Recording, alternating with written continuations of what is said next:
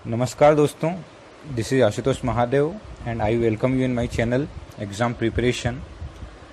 Guys, मुझे पता है कि हम लोग जब किसी competitive exam, specially government sector के कॉम्पिटिटिव एग्ज़ाम की तैयारी करते हैं, प्रिपरेशन करते हैं, तो हम लोगों के पास सही नोट्स और सही सोर्स ऑफ स्टडी होना बहुत आवश्यक है कि सही तरीके से हम पढ़ रहे हैं या नहीं। और दोस्तों, मुझे आप लोगों को ये बात बताने की आवश्यकता नहीं कि लूसेंट का सामान्य ज्ञान या लूसेंट का जो जीके है, उसे बहुत सारे कॉम्पिटिटिव एग्ज़ाम की प्रिपरेशन के लिए बाइबल कहा जाता है। ऐसा कहा जाता है कि जो लूसेंट जीके, लूसेंट का जनरल नॉलेज पढ़ ले, वह बहुत सारे कॉम्पिटिटिव एग्ज़ाम को इजीली क्रैक कर सकता है। अच्छा, लूसेंट पुस्तक के बारे में एक महत्वपूर्ण बात यह है कि इसका प्रारूप कुछ इस प्रकार से रखा गया है कि इसमें इतिहास, भूगोल, that is history, geography, Indian economy, भारतीय अर्थव्यवस्था, भारतीय संविधान, इंडियन कॉन्स्टिट्यूशन, भौतिक विज्ञान, फिजिक्स, रसायन विज्ञान, केमिस्ट्री, जीव विज्ञान, बायोलॉजी एंड विज्ञान एवं प्रौद्योगिकी, साइंस एंड टेक्नोलॉजी, और फिर अंत में एक विविध अर्थात मिसलेनियस, और इसके अतिरिक्त खेलकूद अर्थात गेम्स और कंप्यूटर। इन सारी चीज़ों को समाहित करके 10-11 खंडों का एक ऐसी पुस्तक तैयार की गई है लूसेंट, जिसे यदि हम एक बार पढ़ लें तो बहुत सारी स्टेट पब्लिक सर्विस कमीशंस की तैयारियां और साथ ही साथ एसएससी इत्यादि जो एग्ज़ाम्स हैं गवर्नमेंट सेक्टर के, ये आसानी से तैयार हो सकते हैं। दोस्तों, इन सारी बातों को ध्यान में रखते हुए मैंने ये वीडियो बनाया है और आने वाले क्रम में मैं एक के बाद एक बहुत से वीडियो इस तरीके से बनाना चाह रहा हूँ, क्योंकि एक तैयारी करता के नाते या एक एस्पिरेंट के नाते मैंने इस चीज़ का एक अभाव महसूस किया है कि जब हम पढ़ते हैं तो हमें इस प्रकार की रिवाइजिंग नोट्स चाहिए होती हैं, जिन्हें अगर हम केवल सुन मात्र लें तो हमने पहले के समय में जो चीज़ें पढ़ी हैं वो दोबारा हमारे आंखों के सामने आ जाएं। इन नोट्स को जो मैं तैयार कर रहा हूँ, मैंने इस बात का पूरा ध्यान रखा है कि जब आप इन नोट्स को, these are basically audio notes, ये केवल सुनकर समझने लायक नोट्स हैं। इन्हें इस प्रकार से तैयार किया जा रहा है कि अगर आपने इनको एक बार सुन लिया तो केवल सुनने मात्र से आपका एक रिवीजन हो जाएगा, और इन नोट्स को अगर आप 2 दिन, 3 दिन, 4 दिन या एक हफ्ते में एक बार सुन भी लेंगे, आँख बंद करके अगर आप एक जगह शांत बैठकर केवल इनको आंखें बंद करके कानों में ईयरफोन लगाकर अगर आप इन्हें सुन रहे हैं, तो भी आपके सामने पूरी लूसेंट की बुक आ जाएगी। और या फिर आप एक और काम कर सकते हैं कि लूसेंट की किताब को हाथ में रख सकते हैं और मेरी बताई हुई नोट्स के साथ ही साथ आप फटाफट पलटाएंगे तो आप बहुत क्विक रिवीजन कर सकते हैं। तो दोस्तों, in quick revision audio notes की श्रेणी में, इन श्रृंखला में मैं विशेष रूप से हिंदी माध्यम के जो विद्यार्थी उनके लिए ये नोट्स बनाया है मैंने। और सबसे पहले जो टॉपिक मैं कवर करूँगा इसमें वो होगा इतिहास अर्थात इंडियन हिस्ट्री। इतिहास को यदि लूसेंट के माध्यम से देखा जाए तो इसमें बेसिकली 2 तरीके से इतिहास को डिवाइड किया गया है। The one is Indian history, भारतीय इतिहास, और दूसरा है वर्ल्ड हिस्ट्री, विश्व का इतिहास। भारतीय इतिहास की बात की जाए तो भारतीय इतिहास को भी 3 विविध खंडों में बांटा गया है। पहला है प्राचीन भारत, दूसरा है मध्यकालीन भारत, और तीसरा है आधुनिक भारत अर्थात एंशिएंट इंडिया, मिडेवल इंडिया और मॉडर्न इंडिया। प्राचीन भारत में बहुत सारी घटनाओं को लेकर हम लोग चलेंगे, और आज का ये जो वीडियो लेक्चर है ये विशेष रूप से प्राचीन भारत को और प्राचीन भारत की एक ऑडियो नोट्स के रूप में मैंने बनाया है। तो ज़्यादा समय ना खर्च करते हुए हम प्रारंभ करते हैं प्राचीन भारत के इतिहास पर एक नज़र डालते हुए एक क्विक रिवीजन नोट्स की तरह। प्राचीन भारत का इतिहास बेसिकली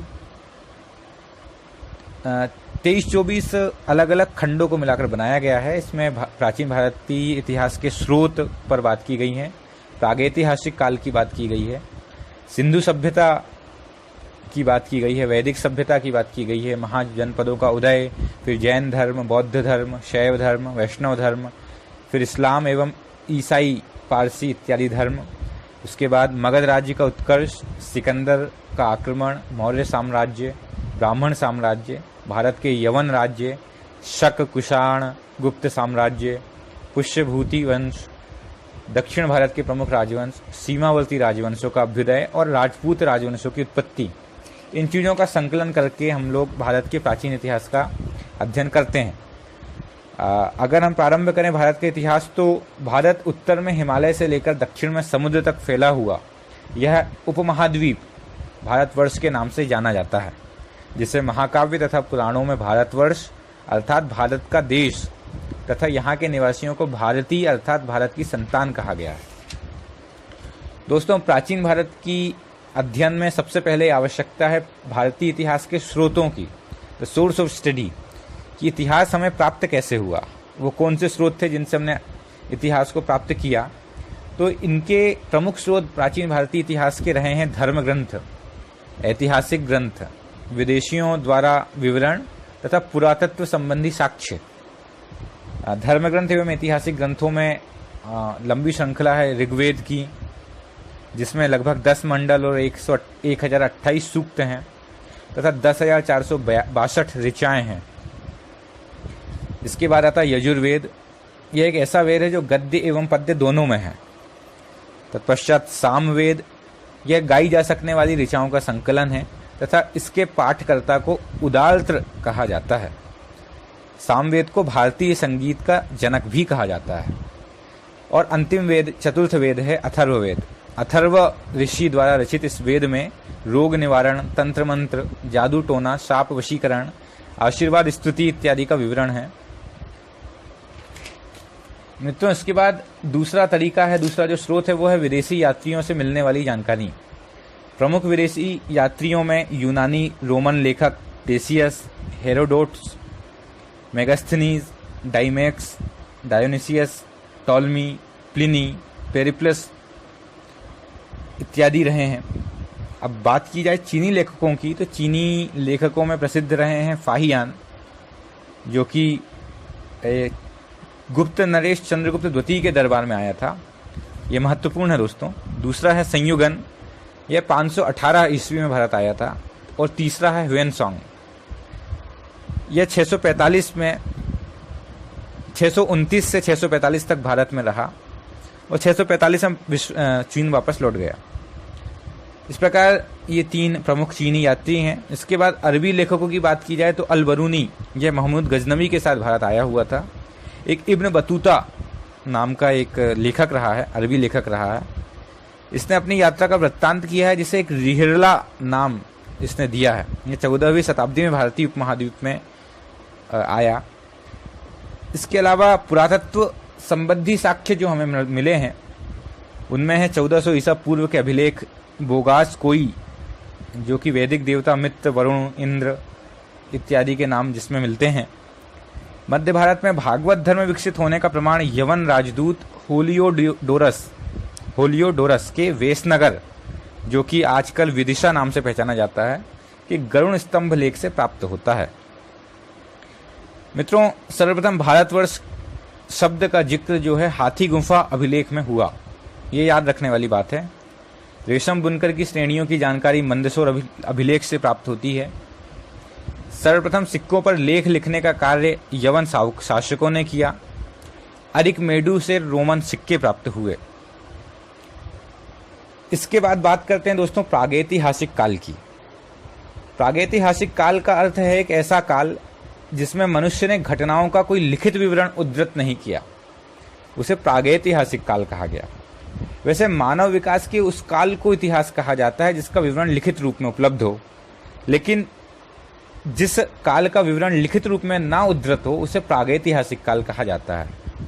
इसके अर्थात एक और श्रेणी है, वह है आद्य ऐतिहासिक काल। इस काल को कहते हैं जिस काल में लेखन कला के प्रचलन के बाद उपलब्ध लेख तो हैं, परंतु इन लेखों को पढ़ा नहीं जा सकता। ऐसे लेख आद्य ऐतिहासिक काल की श्रेणी में आते हैं। होमोसेपियंस का धरती पर प्रवेश आज से लगभग 30 से 40 हजार वर्ष पूर्व ऐसा माना जाता है। पूर्व पाषाण युग अर्थात प्री स्टोन एज के मानव की जीविका का मुख्य आधार शिकार माना जाता है और आग का आविष्कार भी पुरा पाषाण काल में है एवं पहिए का नव पाषाण काल में, न्यू स्टोन एज में माना जाता है। मनुष्य ने सर्वप्रथम जिस धातु का उपयोग किया दोस्तों, वह धातु थी तांबा, तथा इससे बनाया जाने वाला प्रथम औजार था कुल्हाड़ी। इसकी सर्वप्रथम प्राप्ति स्थल है अतिरंपक्कम। कृषि का जो आविष्कार है, ऐसा माना जाता है कि नवपाषाण काल में माना गया हुआ, और कृषि का सर्वप्रथम उदाहरण मेहरगढ़ से प्राप्त होता है। अगर इसके बाद बात करते हैं हम सिंधु सभ्यता की। अब जैसे रेडियो कार्बन होते हैं दोस्तों, C14 जैसी नवीन विश्लेषण पद्धति के द्वारा सिंधु सभ्यता की सर्वमान्य तिथि जो मानी जाती है वो है 2400 ईसा पूर्व से 1700 ईसा पूर्व। ऐसी 700 वर्षों की यह सभ्यता मानी गई है। सिंधु सभ्यता की खोज यहाँ याद रखने वाली बात है, राय बहादुर दयाराम साहनी ने की। मैं फिर से रिपीट करता हूँ, राय बहादुर दयाराम साहनी सिंधु सभ्यता के खोज की, ऐसा माना जाता है। सिंधु सभ्यता को प्राक ऐतिहासिक काल, प्रोटो हिस्टोरिक एज तथा कांस्य अर्थात ब्रोंज युग में रखा जाता है।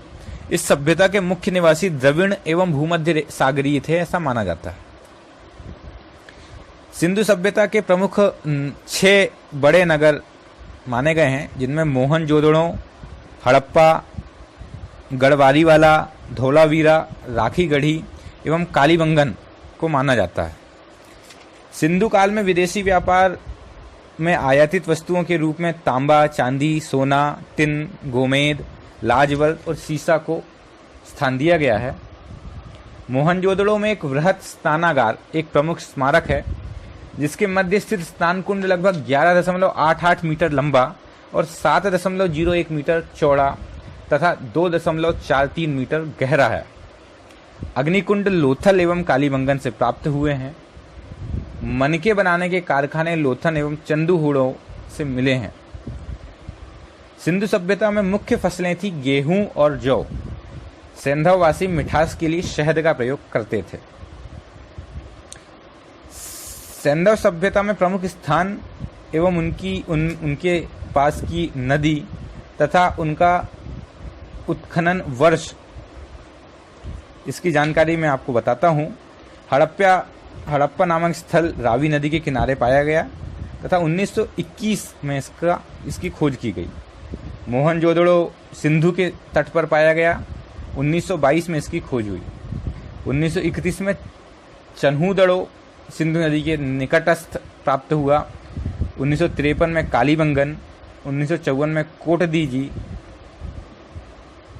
सिंधु के तट में, 1953-54 में रंगपुर मादर के तट पर, रोपड़ सतलज के तट पर, लोथल भोगवा के तट पर 55 में, आलमगीरपुर हिंडन नदी के तट पर 1958 में एवं धौलावीरा रविंद्र सिंह बिष्ट के द्वारा 1990-91 में प्राप्त हुआ।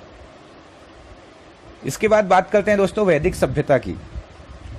वैदिक काल का विभाजन 2 भागों में किया जाता है, वैदिक काल और उत्तर वैदिक काल। वैदिक काल को 1500 से 1000 ईसा पूर्व तथा उत्तर वैदिक काल को 1000 से 600 ईसा पूर्व में विभाजित किया गया है। आर्य सर्वप्रथम पंजाब एवं अफगानिस्तान में बसे, ऐसा माना जाता है। मैक्स मूलर ने आर्यों का मूल स्थान निवास मध्य एशिया को माना है। आर्यों द्वारा निर्मित सभ्यता वैदिक सभ्यता कहलाई एवं आर्यों द्वारा विकसित सभ्यता एक ग्रामीण सभ्यता थी। आर्यों की भाषा संस्कृत थी। राज्याधिकारियों में पुरोहित एवं सेनानी प्रमुख थे। वशिष्ठ रूढ़िवादी एवं विश्वामित्र उदार पुरोहित थे। सूत रथकार तथा कंपाली नामक अधिकारी रत्नी कहे जाते थे। पुरब अर्थात दुर्गपति एवं स्पर्श अर्थात जनता की गतिविधियों को देखने वाले गुप्तचर होते थे। उग्र यानी अर्थात अपराधियों को पकड़ने का कार्य करने वाला व्यक्ति, और वाजपति अर्थात गोचर भूमि का अधिकारी होता था। दशराग्य युद्ध का उल्लेख ऋग्वेद के 7वें मंडल में है। यह युद्ध परुषणी रावी नदी के तट पर, परुषणी याद रखने की बात है कि परुषणी रावी नदी का ही वैदिक कालीन नाम है। ऋग्वैदिक समाज 4 वर्णों में विभक्त था। ये वर्ण थे ब्राह्मण, क्षत्रिय, वैश्य और शूद्र। यह विभाजन व्यवसाय पर आधारित था। याद रखें दोस्तों, यह व्यवसाय पर आधारित था, ना कि जन्म पर। आर्यों का समाज पितृ प्रधान था, मेल डोमिनेटेड सोसाइटी थी। समाज की सबसे छोटी इकाई परिवार या कुल होती थी, जिसका मुखिया उस पिता होता था, जिसे कुलप कहा जाता था। स्त्रियां इस काल में अपने पति के साथ यज्ञ कार्य में भाग लेती थीं। बाल विवाह एवं पर्दा प्रथा का प्रचलन नहीं था। स्त्रियां शिक्षा ग्रहण करती थी एवं लोपामुद्रा, घोषा, सिकता, आपला एवं विश्वास जैसी विदुषी स्त्रियों का वर्णन इस काल में आया है। आर्य मुख्यतः 3 प्रकार के वस्त्रों का उपयोग करते थे: वास, अधिवास और उष्णीड़, तथा अंदर पहनने वाले कपड़ों को नीवी कहा जाता था। वैदिक काल के प्रमुख दर्शन एवं उनके प्रवर्तक रहे हैं चार्वाक। चार्वाक दर्शन के प्रवर्तक चार्वाक स्वयं, योग दर्शन के प्रवर्तक पातंजलि, सांख्य दर्शन के प्रवर्तक कपिल, न्याय दर्शन के प्रवर्तक गौतम, पूर्व मीमांसा के प्रवर्तक जैमिनी, उत्तर मीमांसा के बादरायण और वैशेषिक दर्शन के कणाद या उलूक रहे हैं। मित्रों, इसके बाद बात की जाए महाजनपदों का उदय। बुद्ध के जन्म के पूर्व 6ठी शताब्दी में, 6ठी ईसा पूर्व शताब्दी में भारतवर्ष 16 जनपदों में बटा हुआ था। इसकी जानकारी हमको बौद्ध ग्रंथों के अंगुत्तर निकाय नाम के बौद्ध ग्रंथ से मिलती है। विभिन्न महाजनपद हैं अंग, मगध, काशी, वत्स, वज्जी, कौशल, अवंती, मल्ल, पंचाल, चेदी, कुरु, मत्स्य, कंबोज, शूरसेन, अश्मक और गांधार। इसके बाद जैन धर्म के विषय में हम बात करते हैं। दोस्तों, जैन धर्म के संस्थापक प्रथम तीर्थंकर ऋषभदेव जी महाराज थे। ऋषभदेव के 23वें जैन धर्म के 23वें तीर्थंकर पार्श्वनाथ थे, जो काशी के इक्ष्वाकु वंशीय राजा अश्वसेन के पुत्र थे। इन्होंने 30 वर्ष की अवस्था में संन्यास जीवन को स्वीकारा। इनके द्वारा दी गई शिक्षा थी: नंबर 1 हिंसा ना करना, नंबर 2 सदा सत्य बोलना, नंबर 3 चोरी ना करना और तथा नंबर 4 संपत्ति ना रखना। महावीर स्वामी जैन धर्म के 24वें एवं अंतिम तीर्थंकर हुए। महावीर का जन्म 540 ईसा पूर्व में कुंडग्राम, जो कि वैशाली है, में हुआ। इनके पिता सिद्धार्थ ज्ञात्रक कुल के सरदार थे और माता त्रिशला लिच्छवी राजा चेटक की बहन थी। महावीर की पत्नी का नाम यशोदा एवं पुत्री का नाम अनोज्या प्रियदर्शिनी था। महावीर के बचपन का नाम वर्धमान था। इन्होंने 30 वर्ष की उम्र में माता पिता की मृत्यु के पश्चात अपने बड़े भाई नंदीवर्धन से अनुमति लेकर संन्यास जीवन को स्वीकारा था। जैन संगीतियों में प्रथम संगीति 300 ईसा पूर्व स्थूलभद्र इसके अध्यक्ष हुए। तो जानने वाली बात यह है कि संगीति जो हुई हैं, ये एक प्रकार की सभा होती थी जो विभिन्न समयों में जैनों में हुई। प्रथम संगीति हुई थी 300 ईसा पूर्व में पाटलिपुत्र में, जिसके अध्यक्ष स्थूलभद्र थे, और द्वितीय संगीति हुई 6ठी शताब्दी में वल्लभी नामक स्थान में, जिसके अध्यक्ष क्षमा श्रवण थे। जैन धर्म के त्रिरत्न है सम्यक दर्शन, सम्यक ज्ञान और सम्यक आचरण। जैन धर्म ने अपने आध्यात्मिक विचारों को सांख्य दर्शन से ग्रहण किया। इसके बाद बात करते हैं बौद्ध धर्म की। बौद्ध धर्म के संस्थापक गौतम बुद्ध थे। इन्हें एशिया का ज्योतिपुंज, लाइट ऑफ एशिया ऐसा कहा जाता है। गौतम बुद्ध का जन्म 563 ईसा पूर्व में कपिलवस्तु के लुम्बिनी नामक स्थान पर हुआ था। इनके पिता शुद्धोदन शाक्य गण के मुखिया थे। इनकी माता माया देवी की मृत्यु इनके जन्म के 7वें दिन ही हो गई थी। इनका लालन पालन इनकी सौतेली मां प्रजापति गौतमी ने किया था। इनके बचपन का नाम सिद्धार्थ था। गौतम बुद्ध का विवाह 16 वर्ष की अवस्था में यशोधरा के साथ हुआ। इनके पुत्र का नाम राहुल था। सिद्धार्थ जब कपिलवस्तु की सैर पर निकले तो इन्होंने निम्न 4 दृश्यों को देखा: बूढ़ा व्यक्ति, बीमार व्यक्ति, शव एवं एक सन्यासी। सांसारिक समस्याओं से व्यथित होकर सिद्धार्थ ने 29 वर्ष की अवस्था में गृह त्याग किया, जिसे बौद्ध धर्म में महाभिनिष्क्रमण कहा गया है। गृह त्याग के बाद सिद्धार्थ ने वैशाली के आलार कलाम से सांख्य दर्शन की शिक्षा ग्रहण की। बुद्ध ने अपना प्रथम उपदेश सारनाथ में दिया, जिसे बौद्ध ग्रंथों में धर्मचक्र प्रवर्तन कहा गया। बुद्ध ने अपने सर्वाधिक उपदेश कौशल देश की राजधानी श्रावस्ती में दिए। इनके प्रमुख अनुयायी शासक थे बिंबिसार, प्रसेनजित तथा उदयन। बुद्ध की मृत्यु 80 वर्ष की अवस्था में 483 ईसा पूर्व में कुशीनारा में चुंदु द्वारा अर्पित भोजन करने के बाद हो गई, जिसे बौद्ध धर्म में महापरिनिर्वाण कहा गया है। बौद्ध धर्म के त्रिरत्न हैं बुद्ध, धम्म एवं संघ। बौद्ध की चार प्रमुख सभाएं हुई हैं, जिनमें पहली सभा 483 ईसा पूर्व में राजगृह में हुई। द्वितीय बौद्ध संगीति हुई 383 ईसा पूर्व में वैशाली में। तृतीय हुई 255 ईसा पूर्व में पाटलिपुत्र में, और चतुर्थ हुई प्रथम शताब्दी में कुंडलवन स्थान पर। इसके बाद आता है शैव धर्म। भगवान शिव की पूजा करने वालों को शैव एवं शिव से संबंधित धर्म को शैव कहा गया है। ऋग्वेद में शिव के लिए रुद्र नामक देवता का उल्लेख किया गया एवं वामन पुराण में शैव संप्रदाय की संख्या 4 बताई गई है। पाशुपत, कापालिक, कालामुख एवं लिंगायत शिव की पत्नी की सौम्य रूप है। पद्मा, पार्वती, उमा, गौरी एवं भैरवी। वैष्णव धर्म। वैष्णव धर्म के विषय में प्रारंभिक जानकारी उपनिषदों से मिलती है। इसका विकास भगवत धर्म से हुआ। नारायण के पूजक मूलतः पंचरात्र कहे जाते थे। वैष्णव धर्म के प्रवर्तक कृष्ण थे, जो वृषण कबीले के थे और जिनका निवास स्थान मथुरा था।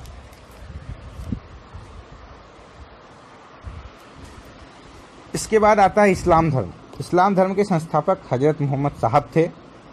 हजरत मोहम्मद साहब का जन्म 570 ईस्वी में मक्का में हुआ था। हजरत मोहम्मद साहब के पिता का नाम अब्दुल्ला और माता का नाम अमीना था। मोहम्मद साहब को 610 ईस्वी में मक्का के पास हीरा नामक गुफा में ज्ञान की प्राप्ति हुई। 24 सितंबर 622 ईस्वी को पैगंबर के मक्का से मदीना की यात्रा इस्लाम जगत में मुस्लिम संवत के नाम से जाना जाता है। मोहम्मद की शादी 25 वर्ष की अवस्था में खदीजा नामक विधवा के साथ हुई थी। मोहम्मद की पुत्री का नाम फातिमा एवं दामाद का नाम अली है। देवदूत जिब्रियल ने पैगंबर मोहम्मद साहब को कुरान अरबी भाषा में संप्रेषित की। कुरान इस्लाम धर्म का पवित्र ग्रंथ है। पैगंबर मोहम्मद साहब ने कुरान की शिक्षाओं का उपदेश दिया है। सुन्नी कहते हैं कि जो सुन्ना में विश्वास करते हैं, सुन्ना पैगंबर मोहम्मद साहब के कथनों तथा कार्यों का विवरण है।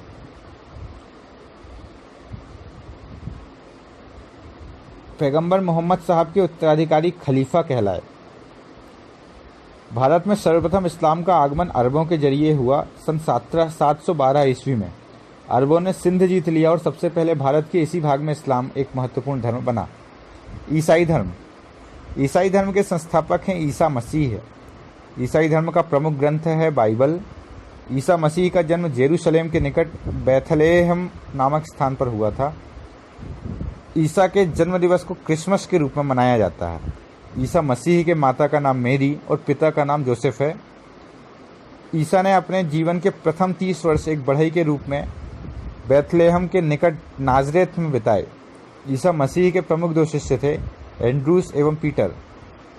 ईसा मसीह को सूली पर रोमन गवर्नर पोंटियस ने चढ़ाया था। ईसा मसीह को 33 ईस्वी में सूली पर चढ़ाया गया। ईसाई धर्म का सबसे पवित्र चिन्ह क्रॉस है। पारसी धर्म। पारसी धर्म के पैगंबर जरथुष्ट ईरानी थे। इनकी शिक्षाओं का संकलन जेंदा अवेस्ता नामक ग्रंथ में है। इनकी मूल शिक्षा का सूत्र है सद्विचार, सद्वचन एवं सत्कार्य। इसके अनुयायी एक ईश्वर अहुर को मानते हैं। इस धर्म के अनुयायियों को अग्नि पूजक भी कहा जाता है। अब आता है मगध राज्य का उत्कर्ष। मगध के सबसे प्राचीन वंश के संस्थापक बृहद्रथ था, जिसकी राजधानी ग्रीव्रज अर्थात राजगृह थी। जरासंध बृहद्रथ का पुत्र था। हर्यंक वंश के संस्थापक बिंबिसार मगध की गद्दी पर 544 ईसा पूर्व में बैठा। बिंबिसार ने ब्रह्मदत्त को हराकर अंगराज्य को मगध में मिला लिया। बिंबिसार की हत्या उसके पुत्र अजातशत्रु ने कर दी और वह 493 ईसा पूर्व में मगध की गद्दी पर बैठा। अजातशत्रु का उपनाम कुणिक था। वह प्रारंभ में जैन धर्म का अनुयायी था। हर्यंक वंश का अंतिम राजा उदयन का पुत्र नागदाशक था। शिशुनाग वंश का अंतिम राजा नंदीवर्धन था। शिशुनाग वंश 412 ईसा पूर्व में स्थापित हुआ। इसके बाद नंदवंश आता। नंदवंश का संस्थापक महापद्मनंद था एवं नंदवंश का अंतिम शासक घनानंद था।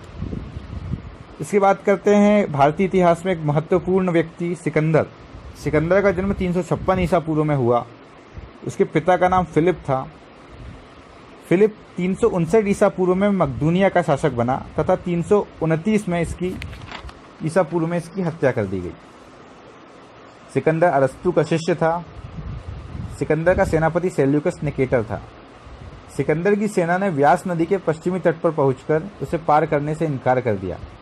सिकंदर स्थल मार्ग द्वारा 325 ईसा पूर्व में भारत से लौटा। सिकंदर की मृत्यु 323 ईसा पूर्व में बेबीलोन में 33 वर्ष की अवस्था में हो गई। सिकंदर का जल सेनापति था निर्याकस। सिकंदर का प्रिय घोड़ा बहुकेफला था। इसी के नाम पर उसने झेलम नदी के तट पर बहुकेफला नामक नगर बसाया था। मौर्य साम्राज्य। मौर्य वंश का संस्थापक चंद्रगुप्त मौर्य। इसका जन्म 345 ईसा पूर्व में हुआ। जस्टिन ने चंद्रगुप्त मौर्य को सेंड्रोकॉट्रस कहा है, जिसकी पहचान विलियम जोन्स ने चंद्रगुप्त मौर्य से की है। घनानंद को हराने में चाणक्य, कौटिल्य अर्थात विष्णुगुप्त भी जिसके नाम थे, ने चंद्रगुप्त मौर्य की मदद की थी, जो बाद में चंद्रगुप्त का प्रधानमंत्री बना। इसके बाद इसके द्वारा लिखित पुस्तक अर्थशास्त्र है, जिसका संबंध राजनीति से है। चंद्रगुप्त मगध की राजगद्दी पर 322 ईसा पूर्व में बैठा। चंद्रगुप्त जैन धर्म का अनुयायी था। चंद्रगुप्त ने 305 ईसा पूर्व में सेल्यूकस निकेटर को हराया। मेगास्थनीज द्वारा लिखित इंडिका पुस्तक में चंद्रगुप्त मौर्य के पाटलिपुत्र के बारे में विशेष विवरण दिया गया है। चंद्रगुप्त के पुत्र का नाम था बिंदुसार, जो कि चंद्रगुप्त का उत्तराधिकारी हुआ, जो 298 ईसा पूर्व में मगध की गद्दी पर बैठा। बौद्ध विद्वान तारानाथ ने बिंदुसार को 16 राज्यों का विजेता बताया है।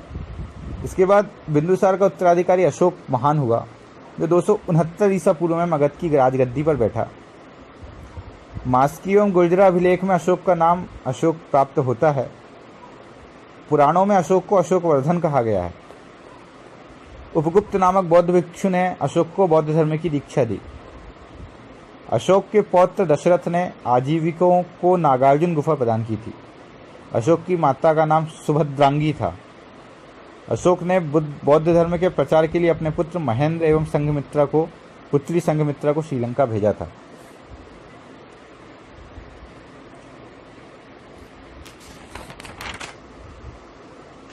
इसके बाद आता है ब्राह्मण साम्राज्य। पुष्यमित्र शुंग ने मगध पर शुंग वंश की नींव डाली, जो कि ब्राह्मण जाति का था। शुंग शासकों ने अपनी राजधानी विदिशा, जो कि मध्य प्रदेश में अभी है, में स्थापित की। बरहूत स्तूप का निर्माण पुष्यमित्र शुंग ने करवाया। कर्ण वंश का अंतिम शासक राजा सुशर्मा हुआ।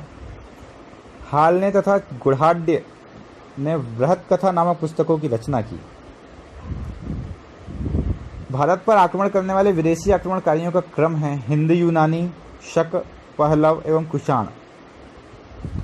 शक, यूनानियों के बाद शक भारत आए। शकों की 5 शाखाएं थीं और हर शाखा की राजधानी भारत और अफगानिस्तान में अलग अलग भागों में थी। शक मूलतः मध्य एशिया के निवासी थे और चारागाह की खोज में भारत आए हुए थे। 58 ईसा पूर्व में उज्जैन के एक स्थानीय राजा ने शकों को पराजित करके बाहर खदेड़ दिया और विक्रमादित्य की उपाधि धारण की। कुषाण, पहलव के बाद कुषाण आए, जो कूची या तोखरी भी कहलाते हैं। राजा कनिष्क ने 78 ईस्वी में एक संवत चलाया, जो शक संवत कहलाता है, जिसे भारत सरकार द्वारा प्रयोग में लाया भी जाता है। कनिष्क बौद्ध धर्म के महायान संप्रदाय का अनुयायी था। इसके आता है गुप्त साम्राज्य। गुप्त साम्राज्य का उदय 3री शताब्दी के अंत में प्रयाग के निकट कौशाम्बी में हुआ।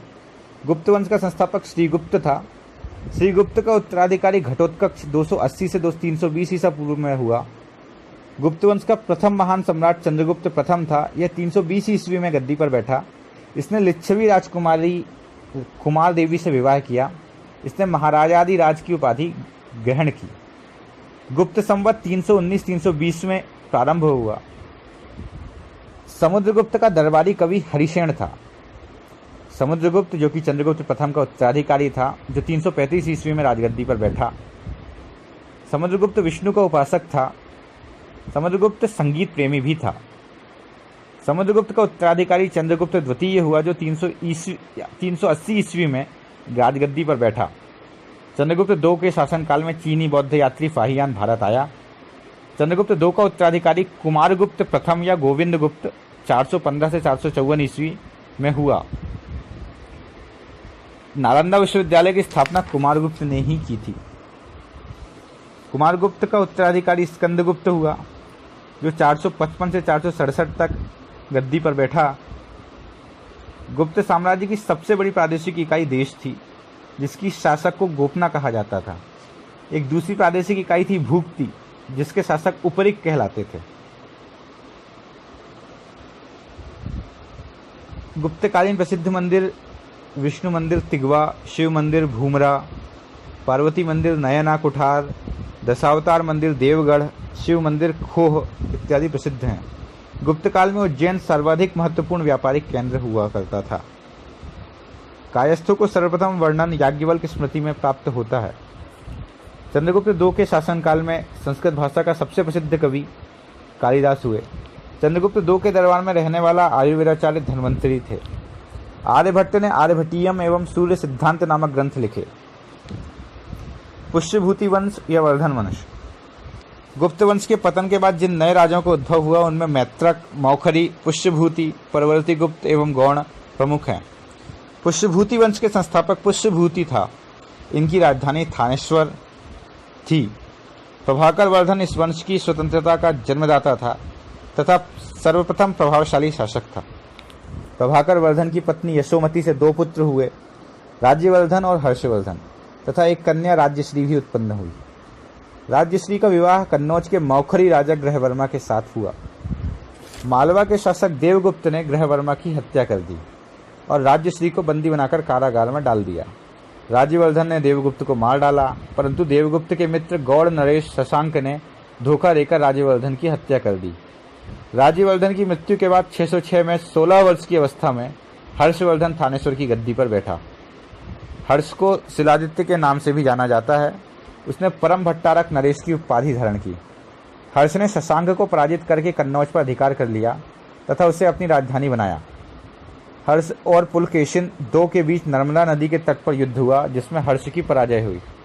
चीनी यात्री ह्वेनसांग हर्षवर्धन के शासनकाल में भारत आया था। हर्ष 641 ईस्वी में अपने दूत चीन भेजे तथा 644 से 645 ईस्वी में चीनी दूत भारत में उसके दरबार में आए। बाणभट्ट हर्ष के दरबारी कवि थे। उन्होंने हर्षचरित एवं कादंबरी की रचना की। हर्ष को भारत का अंतिम हिंदू सम्राट कहा गया है, लेकिन वह ना तो कट्टर हिंदू था और ना ही सारे देश का शासक। दक्षिण भारत के प्रमुख राजवंश में पल्लव वंश है, जिसकी संस्थापक सिंह विष्णु था। इसकी राजधानी कांची थी। इसके बाद राष्ट्रकूट वंश का संस्थापक दंतिदुर्ग 752 ईस्वी था। वह कर्नाटक में के चालुक्य राजाओं के अधीन थे। इसके बाद चालुक्य वंश कल्याणी में भी हुआ। कल्याणी के चालुक्य वंश की स्थापना तैलप द्वितीय ने की। चालुक्य वंश के प्रमुख शासक हुए तैलप प्रथम, द्वितीय, विक्रमादित्य, जयसिंह, सोमेश्वर एवं तैलप तृतीय। इसके अतिरिक्त चालुक्य वंश वातापी एवं बेंगी के भी प्रसिद्ध हुए। इसके बाद आती है चोल वंश। चोल 9वीं शताब्दी में चोल वंश पल्लवों के ध्वंसावशेषों पर स्थापित हुआ। इस वंश के संस्थापक विजयालय 850 से 87 ईस्वी में, जिसकी राजधानी तांजाय अर्थात तंजौर था। तंजावुर का वास्तुकार कुंजर मल्लन राजराज पेरुथच्चन था।